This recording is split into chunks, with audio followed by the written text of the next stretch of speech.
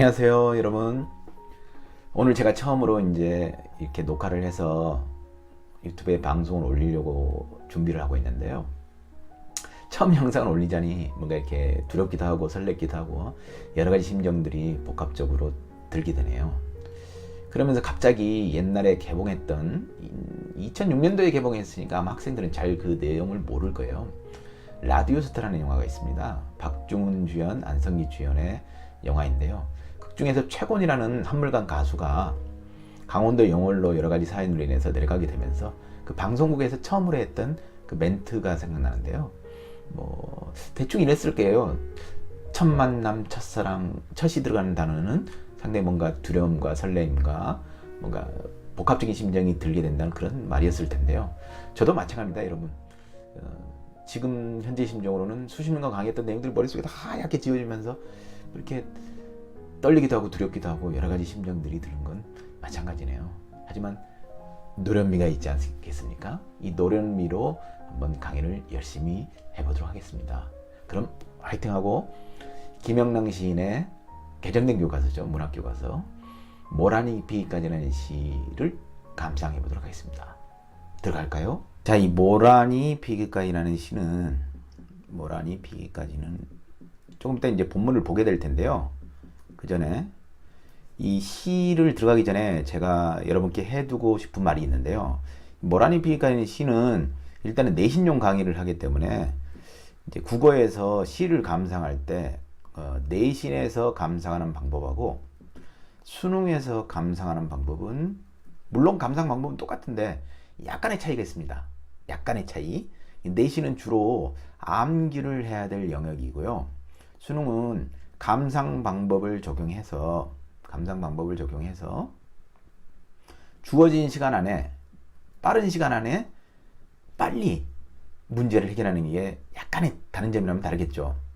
물론 이제 여기서는 우리가 내신을 공부하는 입장이니까 내신에서는 감상 방법보다는 이제 암기가 주를 이루는데 그 암기해야 될 거를 미리 포인트로 제가 시를 감상할 때 포인트로 시마다 접근하는 포인트가 있거든요. 그 포인트를 먼저 짚고 들어가면 시가 이해하기가 훨씬 쉽다는 거를 여러분들께 이야기를 해주고 싶습니다. 모란이 피기까지라는 시에서 가장 핵심적인 포인트는 두 가지가 있는데요. 첫 번째는 일단 김영랑이라는 이 시인한테 가장 중요한 포인트가 있습니다. 이 김영랑이 1930년대 시문학파라는 단체를 조직해가지고 활동을 하게 됐는데요. 이 시문학파는 1920년대 카프라는 단체에 반발해서 나오게 된 문해사조가 시문학파입니다.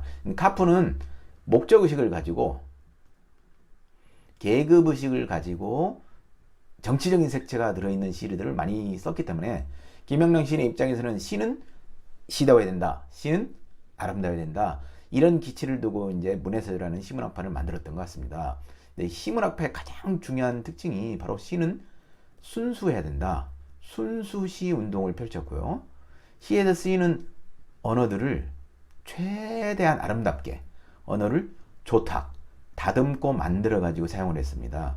또 운율을 가장 중시해서 운율을 드러내는 시, 주로 울림소리 같은 것을 많이 사용했죠. 이런 시문학파의 특징이 이 모란이 피기까지라는 시에서도 그대로 드러나게 됩니다. 이 모란이 피기까지라는 시에서도 이 유미나 탐미라는 말을 쓰게 되면 맞을 겁니다. 유미라는 말은 미를 가지고 있다. 탐미는 미를 추구한다. 어찌됐든 이 순수시 운동의 가장 대표적인 그런 아름다움을 추구하는 시를 쓰게 됐다는 것입니다. 이런 내용을 가지고 시를 감상하면 일단은 접근하는 게 가장 쉽게 접근할 수 있고요.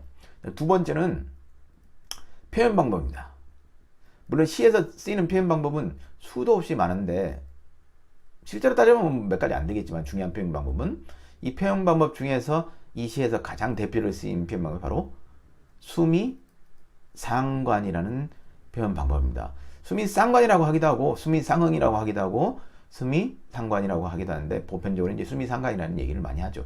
이 수미상관의 가장 대표적인 특징 세 가지는 일단 첫 번째, 반복되기 때문에 처음하고 끝부분에 반복을 시키기 때문에 운율이 형성되고, 그다음에 두 번째로는 당연히 반복한다는 얘기는 중요하니까 반복을 하죠. 강조를 하게 되죠. 그 다음에 안정감을 처음하고 끝부분에 반복을 시키기 때문에 안정감을 주는 그런 구성 방식을 취하게 됩니다. 수미상관의 구성 방법을 이 시의 가장 핵심적인 큰 포인트로 두고 처음과 끝부분에 반복되는 수미상관이 각 부분으로 나눠지게 되면서 이 시를 세 군데로 끊어서 이해하게 되면 가장 쉽게 이 시를 감상할 수가 있습니다. 이런 내신에서는 이렇게 들어가는 포인트마다 그 시마다 아니면 소설, 문학작품, 모든 작품마다 이렇게 포인트가 되는 특징이 있는데 그거를 먼저 캐치하고 내용을 들어가서 해석을 하게 되면은 훨씬 암기하는데 많은 도움이 될 것이라고 생각합니다. 그럼 본격적으로 시를 한번 감상해서 알아보도록 할까요? 모라니 피기까지는, 여기에서 시 들어가기 전에 아까도 얘기했지만 모라니 피기까지는 나는 아직 나의 봄을 기다리고 있을 때요, 이 부분하고 그 다음에 제일 끝부분에 모라니 피기까지는 나는 아직 기다리고 있을 때요, 잘나는 슬픔의 볼, 물론 이 끝부분이 약간 다르긴 한데 이 두 부분을 합쳐서 우리는 이 부분을 합쳐가지고 가장 아까 얘기했던 포인트, 바로 뭐라고 하죠? 수미 상관이라고 부릅니다. 여길 기점으로 첫 번째, 그 다음에 두 번째, 그 다음에 세 번째, 이렇게 세 군데로 나눠가지고 시상의 흐름을 잡고 내용을 들어가는 게 이야기가 훨씬 쉽다는 얘기입니다. 그리고 또 하나, 이 시에서 이 화자가 가장 바라는 대상이 바로 모란꽃이 피는 건데요. 모란꽃이 피는 것을 왜 맹목적으로 바라는지는 모르겠어요. 이유가 안 나와 있으니까. 여러 가지 추측을 해볼 수 있겠죠. 근데 그냥 시만으로 감상하기에는 이 사람은 1년 내내 모란꽃이 피는 것을 그냥 기다리고 있는 겁니다. 모란이 언제 피죠? 봄에 피죠? 봄에 피면 이 사람이 피어 있을 때는 엄청난 보람을 느끼게 됩니다. 그래서 또 이 시를 이해할 때 관통되는 시어가 요 세 개의 시어인데요. 이 세 개의 시어를 같다고 생각하고 시를 해석하면은 훨씬 또 부드럽게 이해할 수 있습니다. 모란이라는 대상을 맹목적으로 추구한다는 의미에서 학습활동 부분에 보면은 피천득의 은연한 짐이라는 그 수필이 나와 있거든요. 그 수필하고 주제적인 측면에서 맹목 추구라는 주제적인 측면에서 비슷하게 연결됐기 때문에 거기에 그 작품이 실려 있는 게 아닌가 생각합니다. 그럼 뭐 나중에 살펴보도록 하고요. 내용을 일단 보도록 합시다. 모란이 피기까지는 나는 아직 나의 봄을 기다리고 있을 때요. 나라는 사람은 화자죠, 화자. 뭐 높아지면 하는 얘기인데 화자라는 대상은 시인하고는 좀 거리가 멀 수 있습니다. 다시 말씀드리면은 화자는 시인이 만들어낸 대변인 정도로 보면 됩니다. 시에서 말하는 사람. 근데 꼭 시인하고 일치되는 건 아니고 시인이 될 수도 있지만 거의 대부분 시인하고 관련이 없는 그런 대상이 될 때가 많습니다. 나는 아직 나의 봄을 기다리고 있을 테요. 이 끝부분에 보면은 또 테요라는 말이 이렇게 반복되는데, 테요라는 말, 이 부드러운 여성적 어조죠. 여성적 어조. 여성적 어조가 쓰였기 때문에 부드럽게 느껴지고 섬세하게 느껴지게 만드는 이런 반복적인 구절이 바로 테요라는 구절입니다. 모란이 뚝뚝 떨어져 버린 어느 날. 뚝뚝이라는 단어가 여기서 또 눈에 띄는데요. 뚝뚝은 모란꽃이 떨어지는 모습을 감각적, 이미지죠, 이미지. 이미지에는 5가지가 있죠. 시각, 청각, 미각, 촉각, 후각. 그 중에서 떨어지는 모습이니까 아마 시각으로 연결시켜서 이해하면 됩니다. 이 감각적인 시각적 이미지를 눈에 선명하게 꽃이 떨어지는 모습을 드러내는 시어라고 보면 됩니다. 네, 뭐 의성어태어가 나오게 되면은, 한 개로 나오게 되면은 일단 음성 상징어가 쓰였다, 이렇게도 추가해서 알아두는 게 좋습니다. 시에서 음성 상징어가 쓰였다. 나는 비로소 봄을 여인 이별한 서름에 잠길 테요. 뭐 이유는 모란꽃이 이 사람의 인생의 전부니까 그 꽃이 떨어져 버렸으니까 슬프다는 건 당연하겠죠. 5월 어느 날 그 하루 무덥던 날, 이 두 개는 똑같은 의미네요. 5월 어느 날 그 하루 무덥던 달. 모란꽃이 떨어진 날이겠죠. 떨어져 놓은 꽃잎 파져 시들어버리고는 천지에 뭐라는 자취도 없어지고 뻗쳐오르던 내 보람이 무너졌다.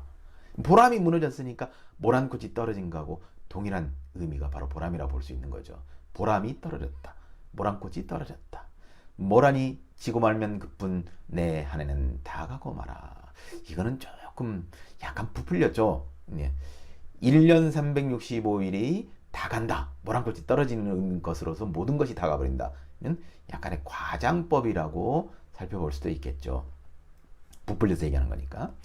그리고 여기서 가장 중요한 표현기법이 하나 나오게 되는데요. 360날 한양, 늘 섭섭해 우옵니다. 이런 표현이 나오는데 여기서 360날이라는 날이 하필이면 365일도 아니고 1년이 365일이잖아요. 1년 365일인데 1년 365일이 아니고 360일을 선택을 했고 일단 거기서 5일이 어디로 갔을까? 이렇게 생각해 보면은 아하 5일 동안 모란꽃이 피어있던 시기이기 때문에 그걸 제외하고 360날을 기다린다는 의미로 해석을 해도 될 것 같습니다. 360날은 좀 쉽게 얘기하면 기다림의 깊이가 오랫동안 기다린다는 것을 아주 오랫동안 기다려야 되죠. 1년 365일에서 360일을 기다려야 되니까. 그러니까 기다린다는 것은 추상적인 대상입니다. 기다린다는 거. 왜? 손에 잡히지 않고 만져지지 않는 대상이기 때문에 그 추상적인 대상을 구체적인 숫자로 표현했다는 얘기죠. 그러면 이 추상적인 대상을 구체적인 숫자로 표현하는 이런 표현기법을 뭐라고 하냐? 정확하게는 시적 형상화라고 하는데 그냥 간단하게 형상화라는 표현기법으로 얘기를 합니다. 조금 고급스럽게 얘기한다면 정감의 깊이가 나타난다. 이렇게도 볼 수 있고요. 하여튼 이 360날이라는 이 표현기법은 시에서 상당히 많이 나오는 표현기법이기 때문에 잘 알아두셔야 되겠습니다. 마지막 이제 수미상관의 거의 끝부분이겠죠. 모란이 피기까지는 나는 아직 기다리고 있을 테요. 이 또 중요한 표현기법이 또 하나 나오네요. 찬란한 슬픔의 봄. 찬란한데 슬프다. 말이 이상해요. 모순이죠. 모순. 말이 앞뒤가 안 맞는 거죠. 왜 찬란한데 왜 슬프냐. 근데 가만히 생각해보면 모란꽃이 피어있을 때는 이 사람한테 찬란한 느낌을 주지만 모란꽃 떨어져 버린 나머지 기간 동안은 슬픔의 심정을 느끼게 해주기 때문에 이런 복합적 심정이 동시에 모순된 심정이 동시에 나타나는 것 같은데 이런 모순된 시어가 동시에 나타나는 걸 우리는 모순형용. 모순형용이라는 말은 잘 안 쓰는데 모의고사 같은 데서는 자주 나오는 말이고요. 이걸 이제 우리는 알아듣기 쉽게 학생들이 대부분 알고 있는 단어로 역설법이라고 표현할 수 있습니다. 이런 역설법이 표면적으로는 모순을 가지고 있지만 가만히 살펴보면 진짜 뜻을 가지고 있다. 이런 표현기법을 역설법이라고 합니다. 역설법은 반어법하고 비교해서 상당히 많이 출제가 되는 부분으로 이 모란이 피기까지는 시에서도 수미상관과 더불어서 이 중요한 표현기법에 해당되는 그런 내용입니다. 이렇게 해서 시 전체를 전반적으로 쭉 살펴봤는데요.